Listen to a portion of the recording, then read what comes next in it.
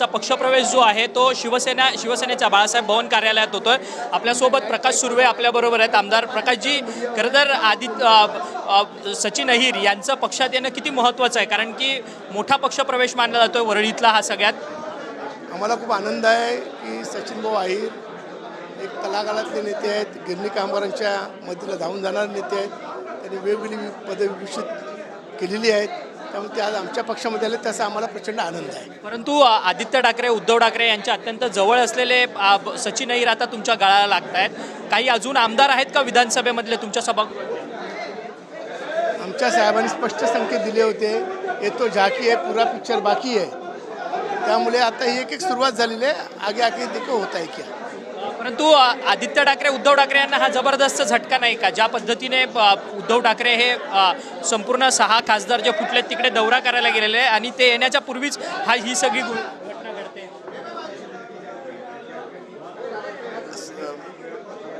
जे काय होत आहे ते याच्यापूर्वी पण अशा अनेक वेळा घडलेलं आहे, त्यामुळे यात काय नवीन असं काही नाही।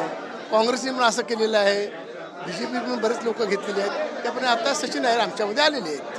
परंतु हळूहळू अजून आमदार तुमच्या संपर्कात येणार आहेत का? कारण की ज्या पद्धतीने सचिन अहिर आता आलेत, हळूहळू बाकीचे विधान भवनातला एक गट तुमच्याकडे सरकणार आहे। ही गोष्ट सत्यता आहे की आमच्या साहेबांनी स्पष्ट संकेत दिले होते, ये तो झाकी पुरा पिक्चर बाकी आहे, त्यामुळे बरेच संपर्कात आहे आणि ते आमच्याकडे येतील। जर बघितलं तर प्रकाश सुर्वे यांची संपूर्ण प्रतिक्रिया होती।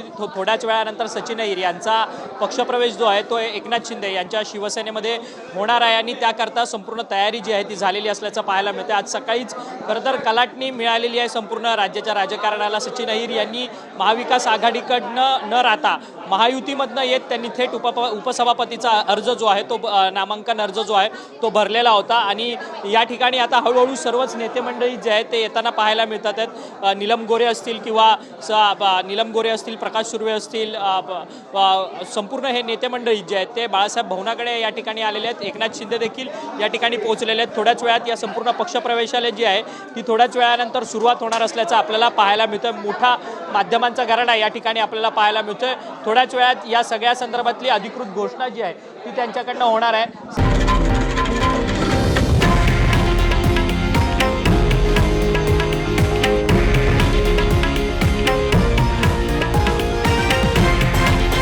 हे आहे देशातील नंबर 1 न्यूज नेटवर्क आणि आपण पाहत आहात TV9 मराठी, एकमेव।